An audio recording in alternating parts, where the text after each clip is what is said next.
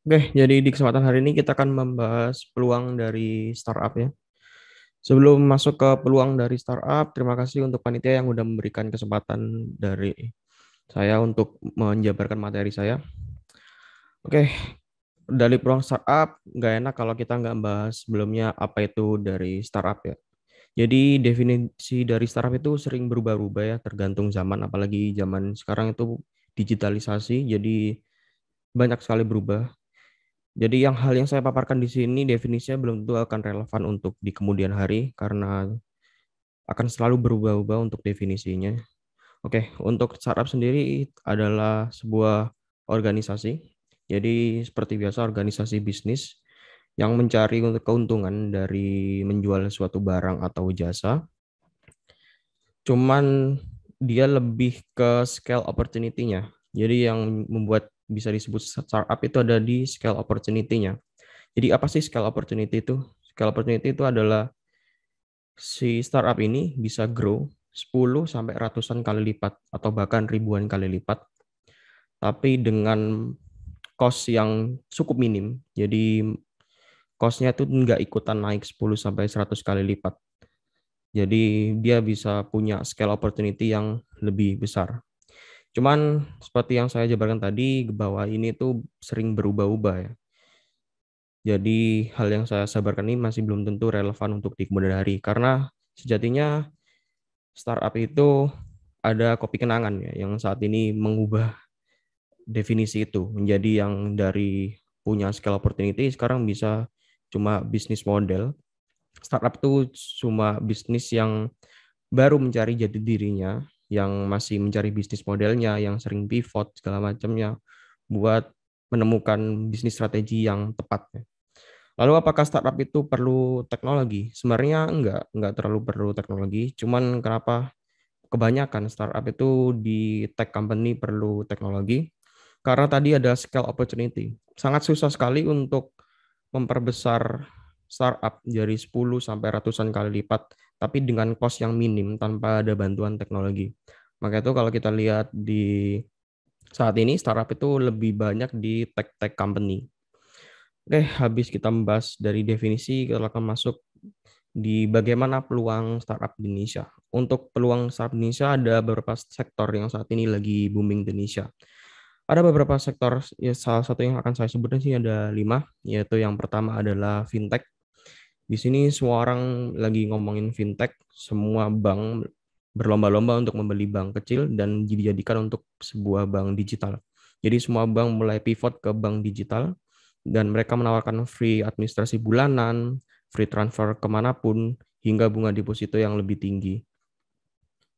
Lalu kemudian ada di healthcare. Nah, di healthcare ini sebenarnya udah ada dari dulu. Cuman lagi-lagi karena COVID-19 semuanya tiba-tiba peduli dengan kesehatan. Jadi COVID-19 ini memboost healthcare startup. Jadi yang sebelumnya biasa-biasa aja mulai grow lebih cepat, bahkan sangat cepat sekali healthcare ini.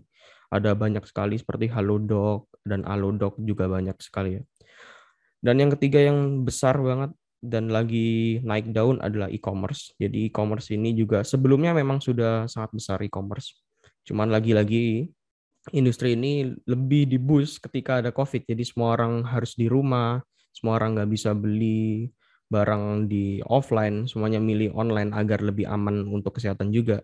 Jadi industri e-commerce ini paling pesat untuk saat ini kemajuannya. Lalu habis e-commerce yang berkaitan langsung adalah logistik ya. Jadi karena e-commerce ini kebus, ada industri yang juga ikut terbus yaitu logistik di mana logistik ini yang membantu e-commerce ini untuk mentransferkan dari B ke C ya, dari bisnis ke customer-nya. Dan logistik ini lagi naik daun juga, lagi banyak juga yang mendapatkan investment, mulai dari seri A, seri B, dan seri C. Dan yang paling besar dan paling booming saat ini ada Si Cepat dan juga JNT yang sedang mendapatkan pendanaan yang besar. Lalu terakhir ada EduTech. EduTech ini udah ada juga sebelum itu. EduTech ini menyelesaikan permasalahan dari Indonesia, yaitu pemerataan pendidikan Indonesia yang kurang merata. Jadi dia ingin mendesentralize pendidikan di Indonesia, cuman terhalang oleh kebiasaan-kebiasaan orang-orang Indonesia sama seperti kita ini, yang belajarnya harus bertemu dengan guru, harus bertatap muka.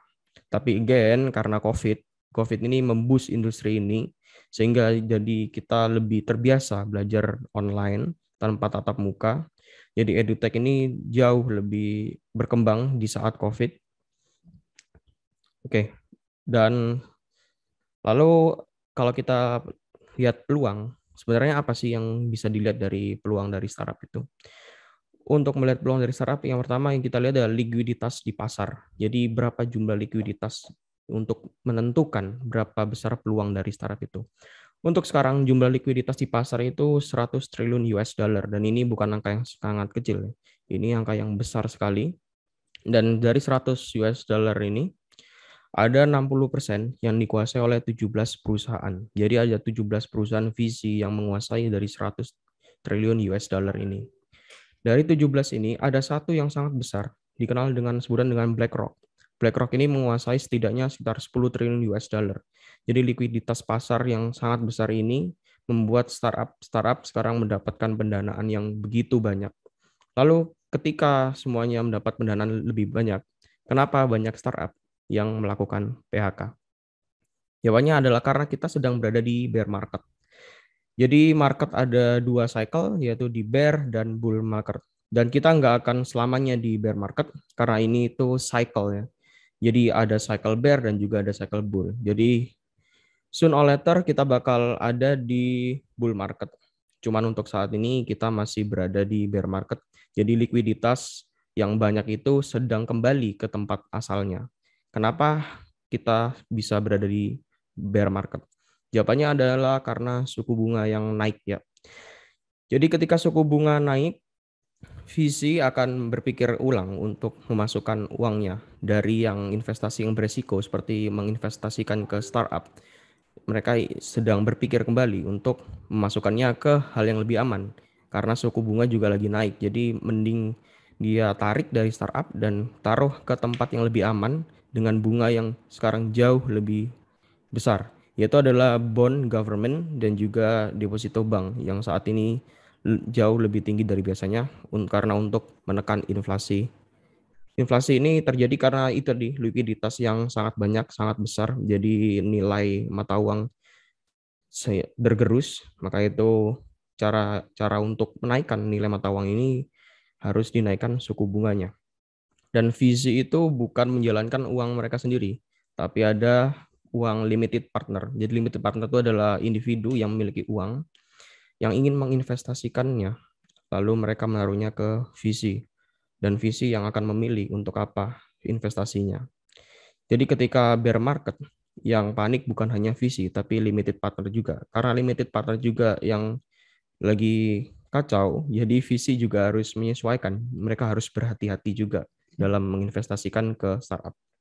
Lalu ketika likuiditas seperti ini, sekitar bear market seperti ini, apakah potensinya masih besar? Jawabannya adalah iya. Jawabannya iya karena kita sering ada namanya capital war. Jadi capital war itu di mana ada dua startup dengan ide yang sama, tapi mempunyai capital yang lebih banyak. Mereka bisa burn uang lebih banyak. Dan orang yang memiliki capital lebih banyak bisa menang dengan mudah. Maka itu di bear market ini, kesempatan untuk startup-startup kecil bisa berkembang lebih besar lagi. Karena capital war tidak ada lagi, karena VC sudah mulai berhati-hati dalam menginvestasikan dananya. Sehingga yang dibutuhkan oleh startup saat ini adalah kreatif. Bukan cuma capital war dan burn money saja. Lalu bagaimana cara membangun startup kalau VC sudah mulai berhati-hati, VC mulai takut dan tidak mau berinvestasi lebih besar kepada startup-startup yang kecil sekarang ini. Lalu apa yang harus dilakukan? Yang harus dilakukan pertama adalah pivot ya. Jadi mengubah arah strategi atau bisnisnya. Dari yang awalnya hanya burn dari capital war, dia burn money tanpa tahu kapan akan profit. Mereka harus berubah ke sustainable ya. Jadi mereka harus menjadi uang yang masuk harus lebih banyak dari uang yang keluar. Jadi startup itu bisa menjadi profitable ya, mendapatkan uang. Jadi bisa hidup tanpa visi karena uang yang masuk itu lebih besar dari uang keluar. Jadi dia profit dan profit itu bisa digunakan untuk ke modal selanjutnya dari si startup itu. Lalu untuk membuat si sustainable ini bagaimana? Caranya membuat MVP. Dan karena visi sedang hati-hati di saat ini, jauh lebih susah karena apa? Karena MVP yang kita buat harus dapat diterima masyarakat, harus dibutuhkan oleh masyarakat, sehingga masyarakat itu ada willing to buy dari MVP itu, sehingga startup kita bisa lebih sustainable, bukan cuma burn, burn, dan burn.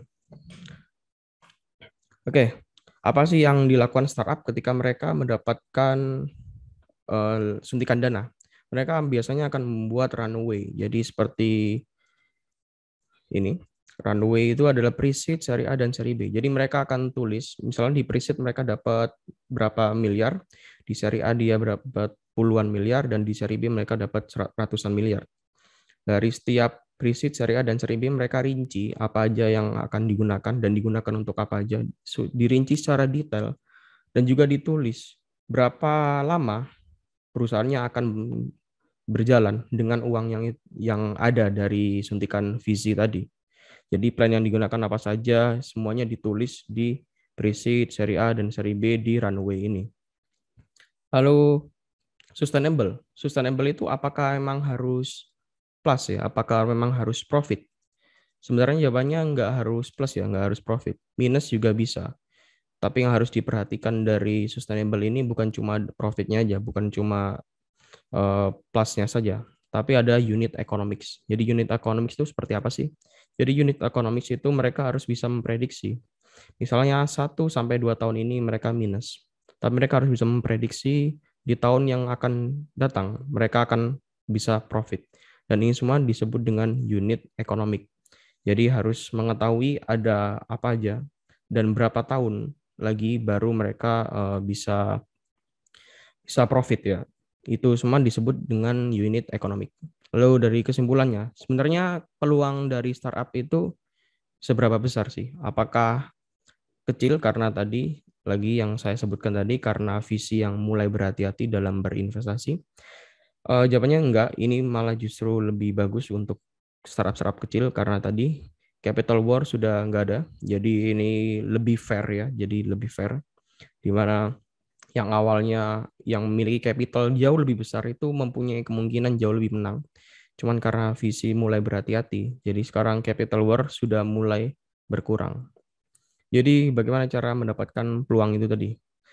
Yang tadi peluang untuk mendapatkan market, jadi strategi sebelum dari bear market, di bull market, strategi para startup itu adalah burn untuk mendapatkan market share paling besar. Setelah mereka mendapatkan market share terbesar, mereka baru melakukan pivot untuk mengganti bisnis modelnya ke sustainable, untuk ke profit. Dan itu dibutuhkan capital. Dan itu semua pakai yang namanya capital war. Cuman karena visi sedang berhati-hati saat ini di keadaan yang tidak menentu, di keadaan bear market ini, capital war sudah tidak berlaku lagi. Mungkin masih ada, cuman masih sedikit saja yang masih melakukan capital war. Makanya itu banyak startup yang melakukan PHK untuk mengurangi cost-nya. Jadi mulai memikirkan bagaimana cara profitnya, bukan cuma burn money aja ya. Lalu apa yang harus dilakukan? Yang harus dilakukan adalah menjadi inovatif dan kreatif.